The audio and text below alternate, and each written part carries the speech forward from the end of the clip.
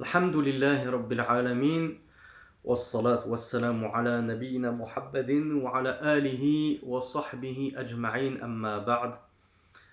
On arrive au cours sur l'éternuement et sur le bâillement. L'imam Ibn Abdel Barr nous dit وَمَنْ تَثَاءَبَ فَلْيَكْظِمْ مَا اسْتَطَاعَ.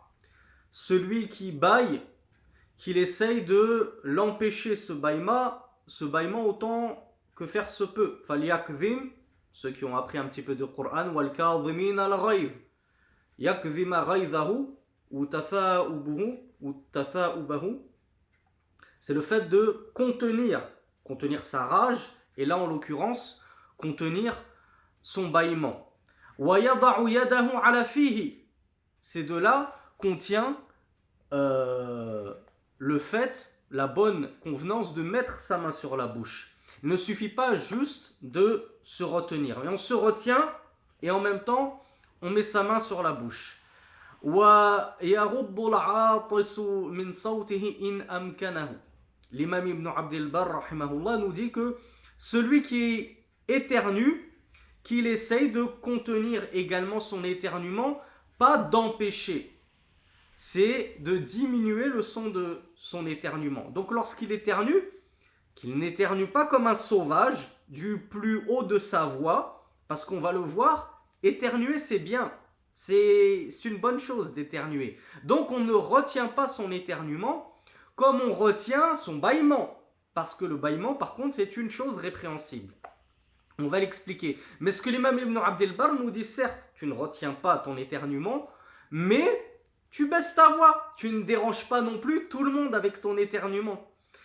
وَيُعْلِنُ حَمْدَهُ لِلَّهِ وَيُسْمِعُ مَنْ يَلِهِ. Et lorsqu'il éternue, qu'il fasse savoir sa louange à Allah. Parce que vous le savez, lorsqu'on éternue, qu'est-ce qu'on doit dire? Alhamdulillah. La louange tout entière appartient à Allah. Il nous dit ça, tu ne le dis pas dans ta tête. Et tu ne le dis pas à voix basse. Mais au contraire, tu le dis à voix haute par contre. Le hamdulillah, tu le dis à voix haute jusqu'à le faire entendre ceux qui sont autour de toi. وَيَقُولُ لَهُ مَنْ سَمِعَهُ يَرْحَمُكَ اللَّهُ. Et celui qui l'a entendu dire Alhamdulillah, il lui répond Yarhamuk Allah, qu'Allah te fasse miséricorde. Alors, deux petites faïdas, je coupe le cours en plein milieu, deux petites faïdas, parce que j'ai peur d'oublier.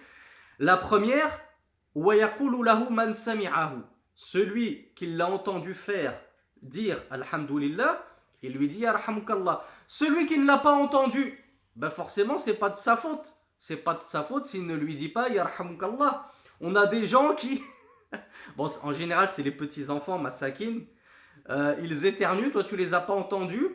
Et ils viennent te dire hey, tu m'as pas dit Yarhamuk Allah. Bon, je vous dis la vérité, c'est ma fille. C'est ma fille qui me dit ça. Elle me dit tu m'as pas dit Yarhamuk Allah. Ben, je t'ai pas entendu. Celui qui n'a pas entendu, c'est pas de sa faute. On n'a pas lui reproché de pas avoir dit Yarhamuk Allah. Et deuxième cas de figure, c'est si la personne qui a éternué n'a pas dit Alhamdulillah. On en comprend des propos de l'imam Ibn Abdel Barr, et ça c'est la parole de, je n'ose pas dire l'ijma', le consensus des savants, mais en tout cas leur majorité. Celui qui n'a pas dit Alhamdulillah ne mérite pas ton Yarhamuk Allah. Celui qui n'a pas loué Allah après avoir éternué, il ne mérite pas que tu lui dises Yarhamuk Allah. Donc ne lui dis rien. Il n'a pas voulu dire Alhamdulillah, ne lui dis pas Yarhamuk Allah. Donc tu le dis seulement à celui que tu as entendu dire Alhamdulillah. Et il nous dit, l'imam Ibn Abdel Barr, وَيَرُدُّ عَلَيْهِ يعني العاطس يرد على المشمت يغفر الله لنا ولك أو لنا ولكم. Et l'imam Ibn Abdel Barr nous dit, celui qui a dit à celui qui a éternué Yarhamuk Allah, celui qui a éternué doit lui répondre ensuite Yaghfirullahu lana wa laka, qu'Allah nous pardonne, me pardonne ainsi qu'à toi, ou bien s'ils sont plusieurs, qu'Allah nous pardonne ainsi qu'à vous. Yaghfirullahu lana wa lakum. Wa in radda alayhim yahdikumullahu wa yuslihu balakum fa hasanun aydan. Et l'imam Ibn Abdel Barr nous dit, mais s'il leur répond non pas Yaghfirullahu lana wa laka, mais qui lui dit Yahdikumullahu wa yuslihu balakum, alors c'est bien aussi. On dit que c'est bien aussi parce que ces deux formules, on a hérité de ces deux formules. On sait que l'une ou l'autre est bonne. Après, il y a des savants qui disent non, celle-là elle est meilleure que celle-là. Ibn Abdel Bar, on dirait, dans la façon dont il a formulé la chose, que la première est la meilleure. Et dans Sharh Ibn Abi Zayd al-Qayrawani al-Maliki, dans le Sharh de sa Risala, on nous rapporte plutôt que c'est la deuxième formule qui est la meilleure. Yahdikumullah wa yuslihu balakum. Et c'est justifié par le fait que al-hidaya khayrun min al-maghfira. La guidée, c'est encore meilleur que le pardon. Ensuite, Ibn Abdel Bar nous dit وإنما يشمت العاطس في أول عطسة وثانية وثالثة فإذا جاوز ذلك سقط التشميت عمن سمعه. L'imam, alors je poursuis parce que la faïda elle englobe tout. وأما هو non mais c'était ouais, on va s'arrêter là. L'imam Ibn Abdel Bar nous dit et on ne fait le tashmit. Alors faire le tashmit, ça veut dire à quelqu'un yarhamukallah, répondre à son éternuement par cette formulation yarhamukallah. Donc il nous dit on ne répond à celui qui éternue que lors de son premier éternuement, lors de son deuxième éternuement et lors de son troisième éternuement. Et s'il dépasse cela, alors on ne lui fait plus le tashmit, on ne lui dit plus yarhamukallah. Et on va voir pourquoi. Donc l'imam Ibn Abdel Bar nous dit, tu ne le dis que 3 fois, yarhamkallah, à celui qui éternue 3 fois. Au-delà, il éternue une 4e fois, tu ne lui dis pas une 4e fois, yarhamkallah. Il nous dit, mais au contraire, yasqutu alayka tashmit. Tu n'es plus obligé de lui dire yarhamkallah.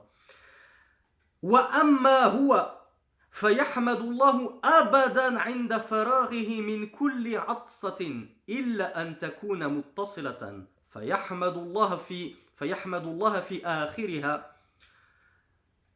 L'imam Ibn Abdel Bar nous dit une chose qui ne concerne que très peu d'entre nous. Mais moi je suis concerné de près par ça, parce que ma femme est dans ce cas-là. L'imam Ibn Abdel Bar nous dit, quant à celui qui éternue à plusieurs reprises, c'est-à-dire plus de 3, plus de 4, plus de 5. Il doit dire à chaque fois Alhamdulillah. À chaque fois qu'il éternue, il dit Alhamdulillah. Après chaque éternuement. Même si tu éternues 2 fois, 3 fois, 4 fois, 5 fois. Il nous dit, sauf si les éternuements sont liés entre eux, tellement rapprochés dans le temps que tu n'as même pas le temps de respirer pour dire Alhamdulillah. Tu les enchaînes, les éternuements. Il nous dit donc à ce moment-là, tu vas dire Alhamdulillah seulement une fois que tu as terminé ton affaire et ta besogne. Hein, moi, comme je vous l'ai dit, je connais des personnes qui éternuent Atchoum, atchoum, atchoum, atchoum, atchoum. C'est limite maladif, quoi.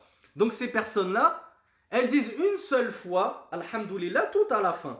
Mais quelqu'un qui fait Atchoum, 3, 4, 5 secondes, Atchoum, 3, 4, 5 secondes, Atchoum.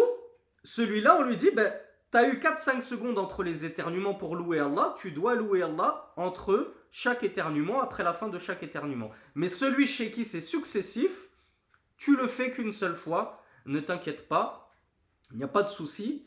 La yukallifullahu nafsan illa wus'aha. Allah ne surcharge aucune âme de ce qu'elle ne peut supporter et endurer. وحسن أن يعتذر إليه جليسه من التشميت بعد الثالثة فيقول له إنك مضنوك أو مزكوم. L'imam Ibn Abdel Bar nous dit, et il est bon, il convient, et moi je me permets très modestement et humblement de rectifier, parce que c'est pas juste il est bon, c'est une sunna que nous a légué Rasulullah, dont nous a instruit Rasulullah. L'imam Ibn Abdel Bar nous dit, il est bon de s'excuser auprès de celui qui éternue après la 3e fois et de lui dire innaka madnouk ou mazkoum. Alors madnouk bil arabiyya yani ضعيف الجسم et mazkoum yani asabaka zukkam. Alors Ibn Abdel Bar nous dit, dis-lui plutôt après le 3e éternuement, tu lui dis Arhamkallah, mais le 4e, le 5e, Si tu l'entends encore, tu lui dis cette formule qu'on a lue en arabe qui signifie un peu tu es une personne affaiblie, tu es une personne malade, tu es une personne enrhumée. Et ça, c'est Rasulullah sallallahu alayhi wa sallam lui-même qui l'a dit et nous a enjoint de le dire. Ainsi se terminent les propos de l'imam Ibn Abdel Barr, rahimahullah. Donc on revient brièvement dessus. Il l'avait dit, rahimahullah, وَمَنْ تَثَأَبَ فَلْيَكْظِمْ مَا اسْتَطَاعَ وَيَضَعُ يَدَهُ عَلَى فِيهِ. Celui qui bâille, qu'il contienne son bâillement autant que faire se peut, et qu'il mette sa main sur sa bouche. Ça, on le tient de un hadith où Abu Huraira nous rapporte que le prophète sallallahu alayhi wa sallam a dit Inna Allah yuhibbul awtas wa fi riwayatin al-itas bil kasr wa fi riwayatin bid dam. Inna Allah yuhibbul awtas wa yakrahu at-tatha'ub.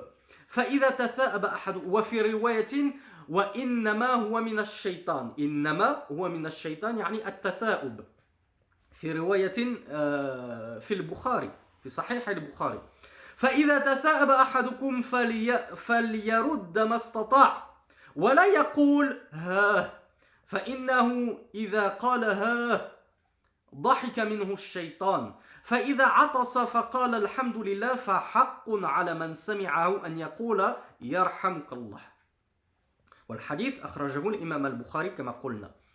On a un hadith rapporté dans Sahih al-Bukhari où Abu Huraira nous dit que le prophète sallallahu alayhi wa sallam a dit certes Allah aime l'éternuement. On l'a dit au tout début, éternuer c'est une bonne chose, Allah aime l'éternuement. Allah, lorsqu'il a insufflé l'âme à Adam, notre père Adam, il éternua. Mais il déteste le bâillement. Allah déteste le bâillement. Donc, lorsque l'un d'entre vous bâille, qu'il l'en empêche, qu'il retienne son bâillement, qu'il empêche son bâillement, autant que faire se peut.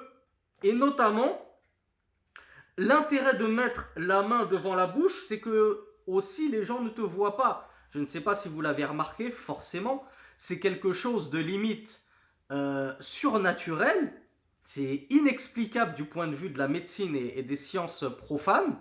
Lorsque quelqu'un bâille et que tu le vois bâiller, tu es immédiatement touché par son bâillement, tu as envie toi-même de bâiller. La seule explication, il faut justement la chercher du côté métaphysique surnaturel, c'est que dans une version de ce hadith, le prophète sallallahu alayhi wa sallam a dit Innama huwa minash shaytan. Le bâillement ne provient que du diable. Donc c'est pour ça que dès que tu vois quelqu'un bâiller, tu bâilles toi-même, parce que c'est le diable qui est en train de rôder dans le coin et qui vous touche tous par le bâillement. Donc le prophète nous dit retiens-toi de bâiller, et les fuqaha nous disent mets ta main devant la bouche.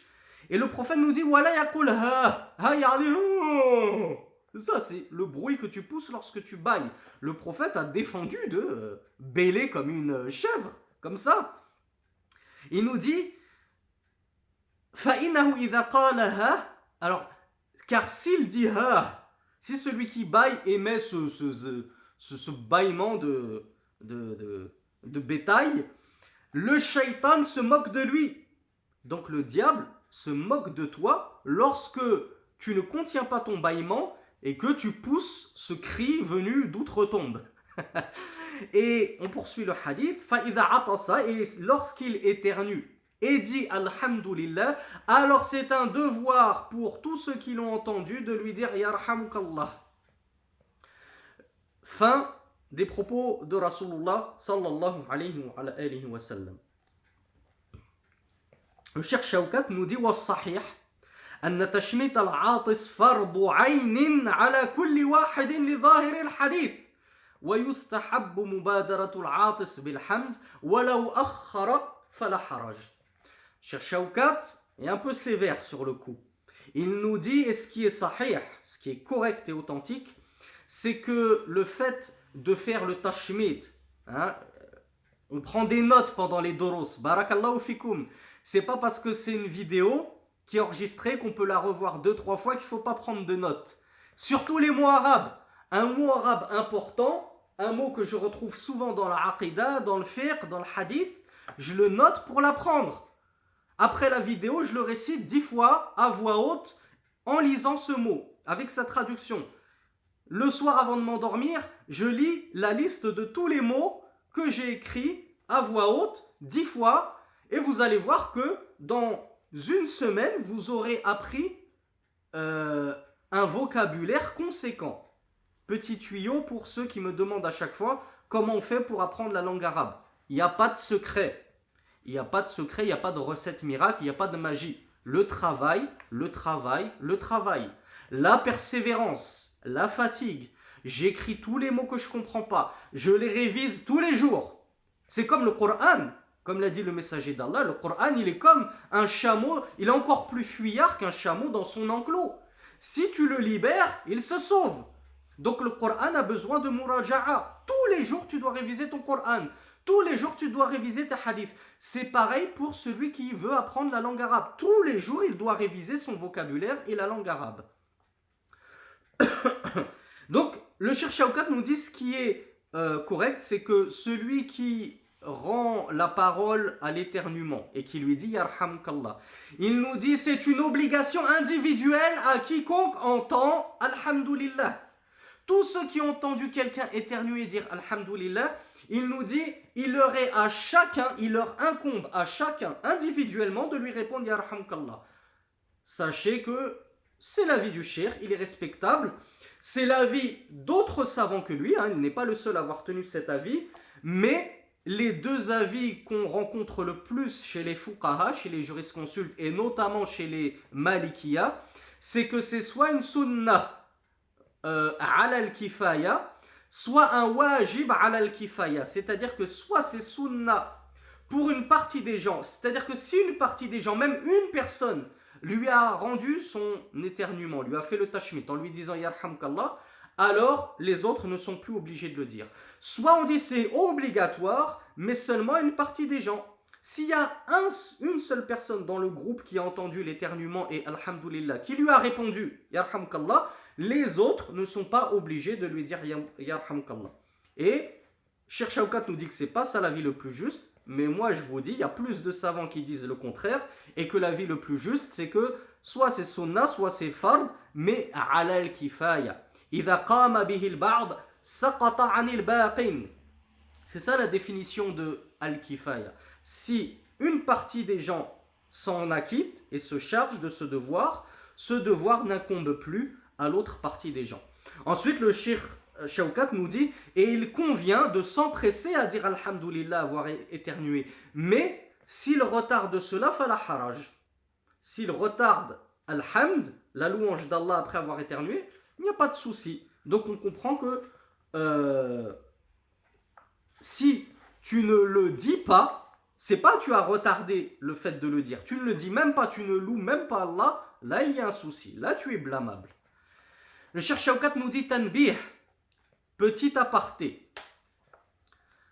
ما جرى على ألسنة العامة من تشميت العاطس بقولهم له نشوة أو صح أو ما أشبه ذلك فلا أصل له من السنة. Cheikh Shawkat nous dit ce que le commun des gens ont coutume de dire. Alors Cheikh Shawkat, je vous rappelle qu'il était de Jordanie, du Sham. C'était l'un des élèves de Cheikh Al-Albani rahimahullah, ou l'un des élèves de Cheikh Al-Albani rahimahullah, je ne sais plus trop. Et il a dit ce qui est répandu chez les gens, donc ça doit être les gens de sa région, de dire à celui qui éternue nishwa. Ils ne lui disent pas yarhamkallah, ils lui disent nishwa. Je ne sais pas ce que ça veut dire, ça doit être du amiya jordanien. Ou bien sahha. Sahha, là je sais ce que ça veut dire, parce que je ne sais pas si tous les maghrébins le disent, mais les Algériens c'est sûr. Les Algériens disent psahtek. Psahtek, ça vient de bisihhatika. Bisihhatik, ça veut dire à ta santé. Donc, après, est-ce que les Algériens disent psahtek lorsque quelqu'un éternue? J'invite tous mes amis, tous ceux qui verront cette vidéo et qui sont algériens, à me répondre en commentaire et à me dire oui, je l'ai déjà entendu en Algérie ou au Maroc ou en Tunisie. N'hésitez pas à vous manifester, je suis très curieux de le savoir. Eh bien, le cheikh nous dit tous ces mots-là, la asla lahu, la asla laha fi sunnah. Elles n'ont jamais été rapportées dans la sunna. Donc, c'est pas une sunna de dire ça à quelqu'un. La sunna, de répondre à celui qui éternue, c'est de lui dire Yarhamkallah, pas psahtek ou autre formulation innovée. Il nous dit وكذا ما جرى على ألسنة كثير ممن يشمتونه بقولهم أثابنا وأثابكم الله. De la même façon que certains disent أثابنا الله أثابنا وأثابكم الله, qu'Allah nous récompense ainsi que vous. Il nous dit là encore la dalila alayhi. Il n'y a aucune preuve ni du Coran ni de la Sunna que c'est une parole qui convient de dire à celui qui a éternué, qui a dit Alhamdulillah. Il nous dit wa khilafu sunnah, c'est même l'exact opposé de la sunna. Puisque an Abi Hurayra radiyallahu anhu qala Rasulullah sallallahu alayhi wa ala alihi wa sallam idha atasa ahadukum falyaqul alhamdulillah وليقل له أخوه أو صاحبه يرحمك الله فإذا قال له يرحمك الله فليقل يهديكم الله ويصلح بالكم. والحديث أخرجه الإمام البخاري. Dans un hadith authentique rapporté par l'imam al-Bukhari, Abu Hurayra nous dit, le prophète sallallahu alayhi wa sallam a dit, lorsque l'un d'entre vous éternue, qu'il dise Alhamdulillah, la louange appartient à Allah, et que lui réponde son frère, c'est-à-dire son frère fillah, ou son compagnon, son voisin qui l'a entendu, Yarhamukallah, qu'Allah te fasse miséricorde. Alors, lorsqu'on lui dit Yarhamukallah, qu'il dise, c'est-à-dire qu'il réponde à celui qui a dit Yarhamukallah, Yahdikumullah wa yuslihu balakum, qu'Allah vous guide et qu'il corrige, perfectionne votre état et votre condition. Dernière chose, l'imam Ibn Abdel Bar a dit, rahimahullah, فَيَقُولُ لَهُ إِنَّكَ مَضْنُوكَ أَوْ مَزْكُومٌ, c'est-à-dire celui qui éternue plus de 3 fois, on ne lui dit plus Yarhamukallah, mais on lui dit plutôt tu es quelqu'un d'affaibli, tu es quelqu'un de malade, tu es quelqu'un d'enrhumé. Alors ça peut prêter à sourire, mais c'est une sunna. Il y en a qui peuvent entendre des frères dire ça ou des sœurs dire ça à leur co-religionnaire en disant bien joué, tu lui as belle punchline, tu l'as bien vanné. C'est pas une vanne, c'est une sunna. C'est une parole du messager d'Allah sallallahu alayhi wa sallam, rapportée notamment par Salamata ibn al-Akwa. قال رضي الله عنه كنت قاعدا عند النبي صلى الله عليه وعلى آله وسلم فعطس رجل فقال النبي صلى الله عليه وعلى آله وسلم يرحمك الله ثم عطس أخرى فقال يرحمك الله ثم عطس أخرى فقال يرحمك الله ثلاثا يعني ثلاثا وفي رواية عطس رجل ثلاثا أو إذا عطس الرجل ثلاثا فقال الرجل مزكوم. Et dans une riwaya, ar-rajulu madnouk. Donc, le prophète sallallahu alayhi wa sallam, Salama ibn al-Akwa a dit, j'étais assis à côté du messager d'Allah sallallahu alayhi wa sallam, et un homme a éternué. Et puis le prophète lui a dit Yarhamkallah. Puis il éternua. Puis il lui dit Yarhamkallah. Dans une version, il nous dit dans une version, il dit La adri akana ba'da thalitha aw rabi'a. Je ne sais pas s'il lui a dit ceci après la 3e ou la 4e.